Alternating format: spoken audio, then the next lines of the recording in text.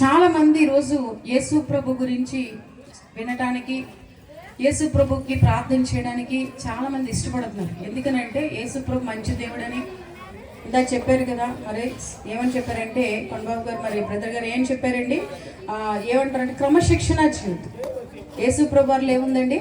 క్రమశిక్షణ జీవితం. అలా చెప్పండి అందరూ. ఈరోజు మనకి క్రమశిక్షణ జీవితం అనేది కావాలి అని అంటే యేసయ్య యందు విశ్వాసం ఉంచుదుము గాక. గట్టిగా ఆమేన్ చెప్తాం.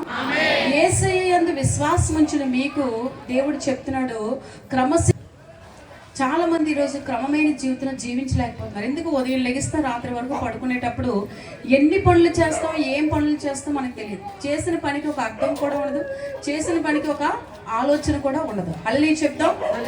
కనుక బైబిల్ వాక్యం ఏమని సెలవిస్తుందంటే, యెహోవా యందు భయభక్తులు కలిగిన ప్రతి ఒక్కరితో కూడా మనం మోసపరచకుండా చూచుకునడి. చూసారా, ఆ స్నేహితుని నమ్మాడు. ఇందాక మన ఆ యొక్క పిక్చరైజేషన్ చూసినప్పుడు స్నేహితుని నమ్మాడు, స్నేహితునితోనే ఉన్నాడు, స్నేహితునితోనే తిరిగినప్పుడు ఆయన యేసు ప్రభు గురించి అతనికి ఏమీ సంపూర్ణంగా చెప్పలేదు. ఓన్లీ ఏదో ఫ్రెండ్ అండ్ ఫ్రెండ్షిప్ లీడ్లోనే ఉండేవాడు. ఆ చివరికి ఏమైపోయింది, ఆయన చనిపోయినప్పుడు నువ్వు నిజమైన స్నేహితుడు అయితే నాకు యేసు ప్రభు గురించి చెప్పాలి కదా, నేను యేసు ప్రభులోకి వెళ్తాను కదా, నా జీవితం నరకడం తప్పింపబడుతుంది కదా అని చెప్పారు.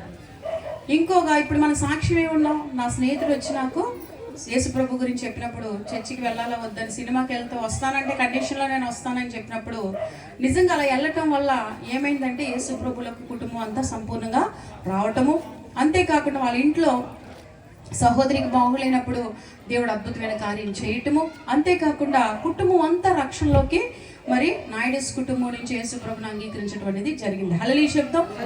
మరి అంగీకరించడమే కాకుండా తన పిల్లల భవిష్యత్తులో కానీ, అయితే కుటుంబ భవిష్యత్తులో కానీ, భార్య గారి ఆరోగ్యం కానీ, మరి కుటుంబంలో ఉన్న బిడ్డల ఆరోగ్యాల గురించి కానీ, అన్ని విషయాలు, డ్యూటీ విషయంలో కానీ, ఒక గవర్నమెంట్ జాబ్ విషయంలో కానీ అన్ని దేవుడిని అడిగినప్పుడు అన్ని దేవుడు మరి ఎప్పుడైతే స్థిరపడ్డారో, మరి వేరే వేరే మార్గాల్లో యవనస్తులు వెళ్ళిపోకుండా, మరి సహోదరి కుటుంబం కూడా వేరు వేరు మార్గంలో వెళ్లకుండా దేవుడి సొంత స్థిరపరిచి ఆశీర్వాద ఫలాలను కోసుకునేటట్టుగా దేవుడు వాళ్ళని ఆశీర్వదించే సాక్ష్యం మనం వింటున్నాం. ఎందుకంటే లోకం మనల్ని ఎక్కువగా మోసం చేస్తుంది, మాయ చేస్తుంది. ఈరోజు మనం ఎంతమంది జీవితాల్లో మోసపోయామో మీ అందరికీ తెలుసు. చాలామంది మనల్ని మోసం చేసి మాయ మాటలు చెప్పి ఉన్నది ఉన్నట్టుగా అని చెప్పి లేని నష్టాలు మనకు తీసుకొచ్చి మనం విసిగిపోయి వేసారిపై ఏడుస్తున్న సమయాలు ఎన్నో దినాలు మనం చూసాం. దేవుడు మాత్రమే విడిపించాడు. హల్లెలూయా, హల్లెలూయా.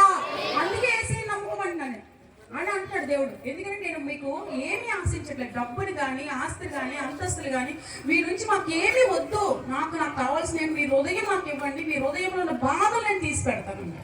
ఒకసారి అదే ప్రార్థన చేస్తారు. ఏమనంటే, అమ్మ నా యొక్క చెల్లి మరి ఎక్కడికో వెళ్తున్నారు, ఏదో పనిలో ఉన్నారు, కానీ ఆమె గర్భఫలం అనేది రావట్లేదు, కొన్ని సంవత్సరాలుగా పెళ్ళయింది, ఇంతకాలం అయింది, మరి ఏం చేయమంటావమ్మా అని అడిగినప్పుడు, సరేనమ్మా ప్రార్థన చేస్తాను.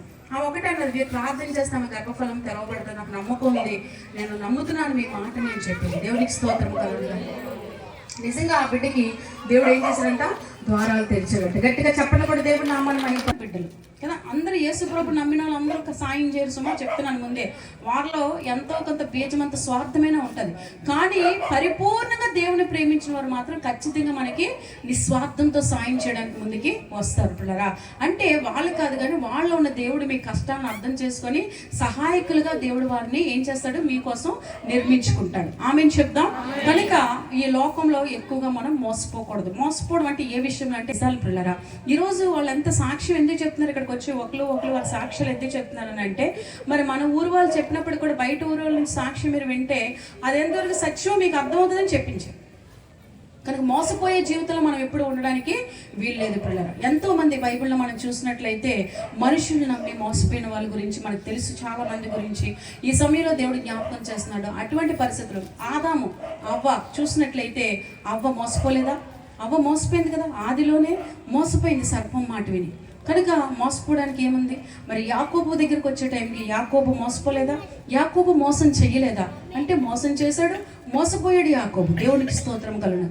ఆ పరిస్థితుల నుంచి ఎవరు విడిపించారు అతనంటే ఆయన చేసుకున్న పశ్చాత్తాప ప్రార్థనే యాకోబుని దేవుడు విడిపించాడు, కానీ ఎవరు యాకోబుని విడిపించలేదు పిల్లరా.